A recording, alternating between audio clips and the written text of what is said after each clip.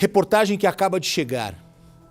Pablo é um menino autista de 8 anos.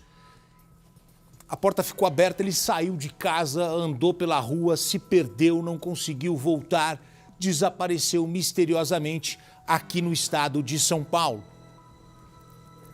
O Pablo, esse garotinho, ele disse que ia comprar uma caneta. Ele queria comprar uma caneta. A família fica desesperada, começa a fazer buscas no bairro. A família começa a divulgar fotos do pequeno Pablo, inclusive nas redes sociais. E nada de encontrar o Pablo. A família fica muito aflita, porque Pablo é um menino que requer cuidados especiais. 8 anos apenas. Hoje tem menino de 8 anos que consegue sair de casa e voltar para casa. Mas o Pablo não. Então a família ficou muito aflita.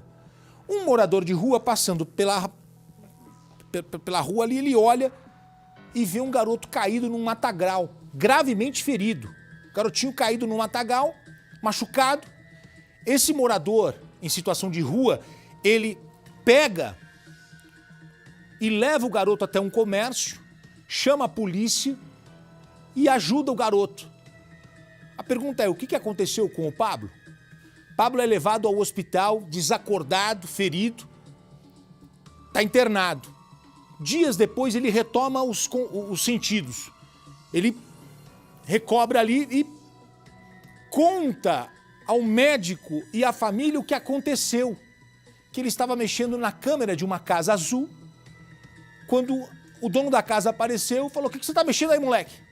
Jogou o garotinho dentro de um carro e o casal levou esse garoto para o matagal. Lá ele foi agredido quase até a morte. Ele estava muito ferido. A família fica realmente destruída com tudo o que aconteceu. Como é que fizeram isso? Ele tem autismo e ele estava mexendo na câmera. E muitos autistas têm fixam num determinado ponto e vai mexendo. O garotinho mexia, ela ficava torta, ele arrumava e ele falava que ele queria consertar. O dono da casa, ou a pessoa ali da região, ao invés de conversar, de perguntar, teria partido para cima do garoto, colocado o garoto no carro. Essa é uma história. Agora vem a segunda história dessa reportagem. O menino foi levado para o hospital, a família estava desesperada. Agora o conselho tutelar foi lá e tirou a criança da família, do pai, da mãe. Tirou a criança da mãe, dizendo que a criança não estava sendo... Como é que deixaram uma criança com autismo sair assim? Mas espera um pouquinho. E se a criança escapou, fugiu, saiu, esqueceram o portão aberto? Quem nunca esqueceu um portão aberto? Quem nunca esqueceu uma luz acesa em casa? Tiraram a criança do convívio da mãe, ela perdeu a guarda da criança? Como assim? Veja comigo esta polêmica reportagem agora no nosso Balanço Geral, reportagem inédita. Vamos ver. A família divulgou esse aviso nas redes sociais.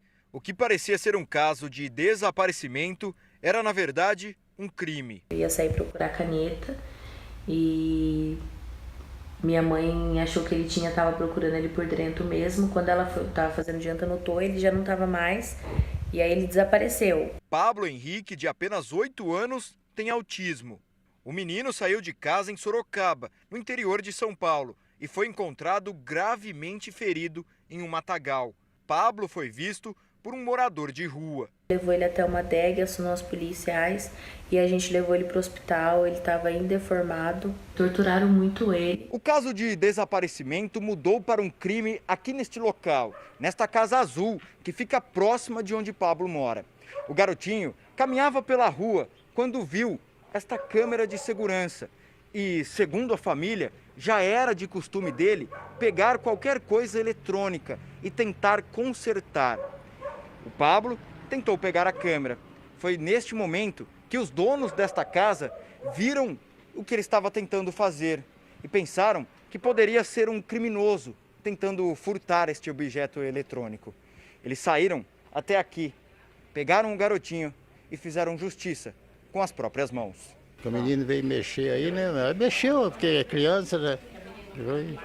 Vai ver que é novidade, foi ver o que era, de coisa, mas né? O moleque não ia ter intenção de roubar a câmera, né?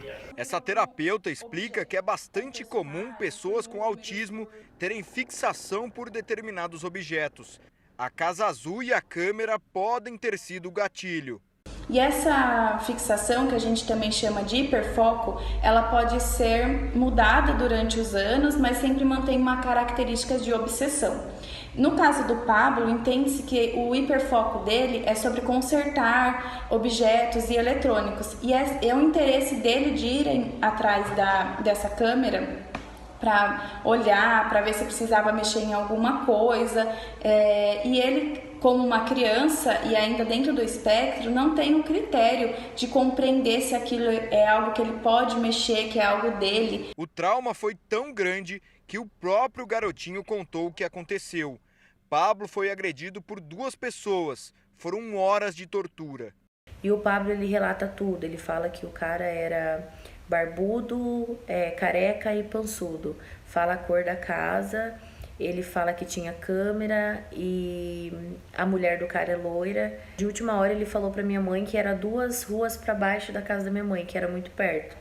Meu irmão fala que eles enfiaram ele dentro de um carro preto e levaram pra uma floresta.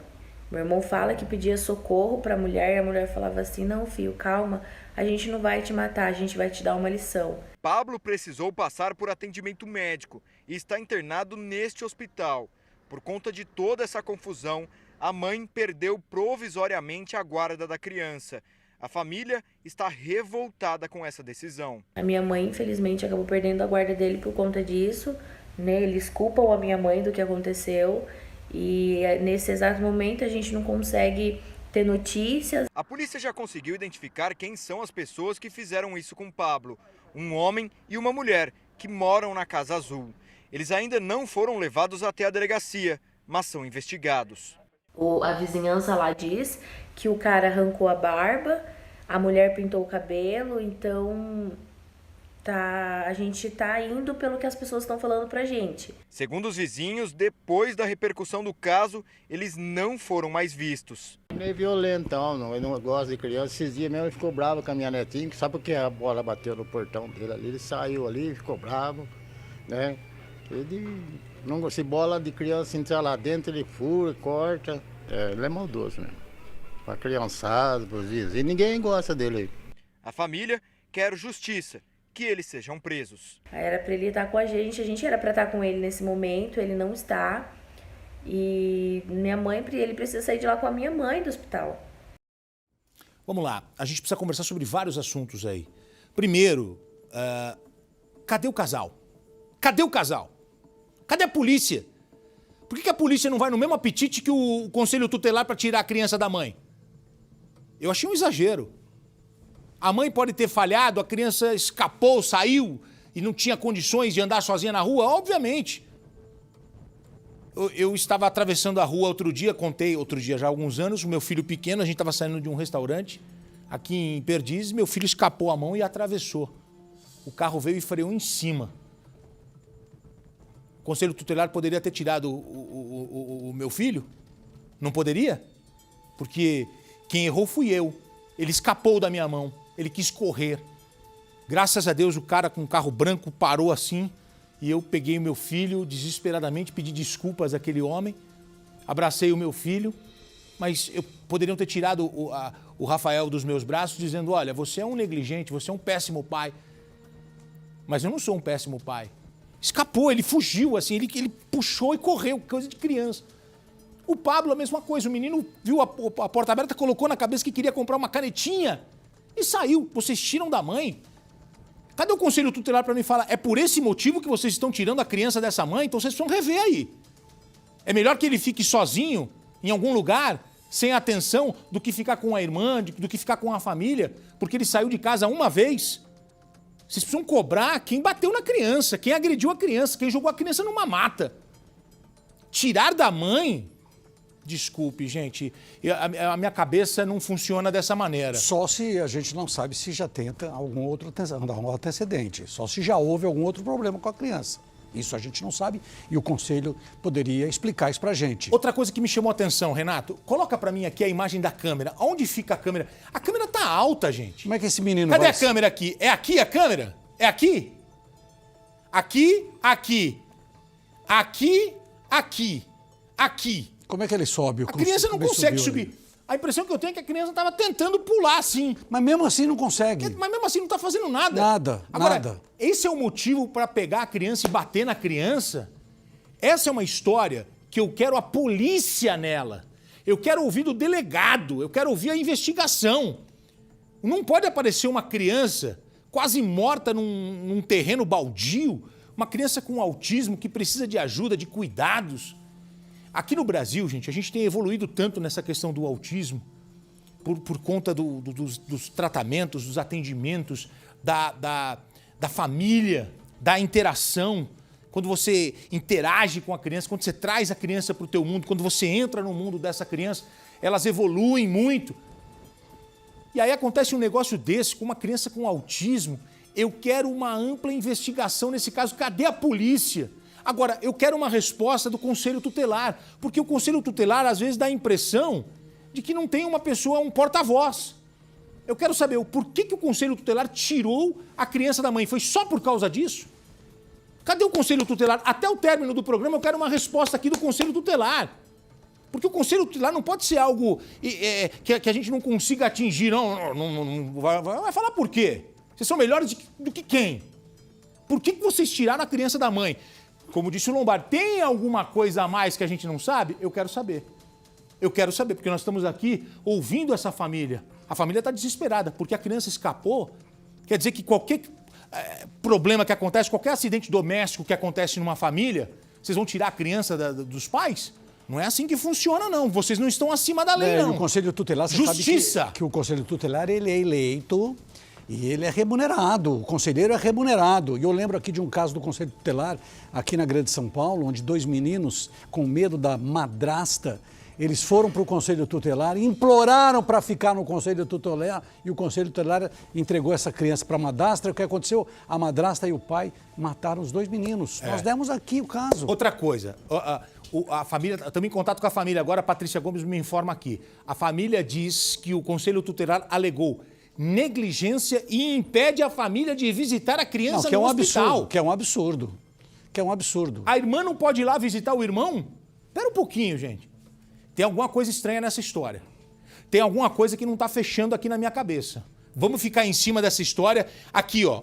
Olha a altura dessa câmera. De 8 anos vai subir aí? Que jeito aí? Como é que uma criança com 8 anos, uma criança autista consegue subir aqui? É a única que não tem a grade, a caixinha. Eu quero a polícia nessa história, hein? Cadê a polícia aí? Cadê a polícia nessa investigação? Tem uma criança que foi torturada. A denúncia é de tortura. Quem torturou? Cadê os investigados?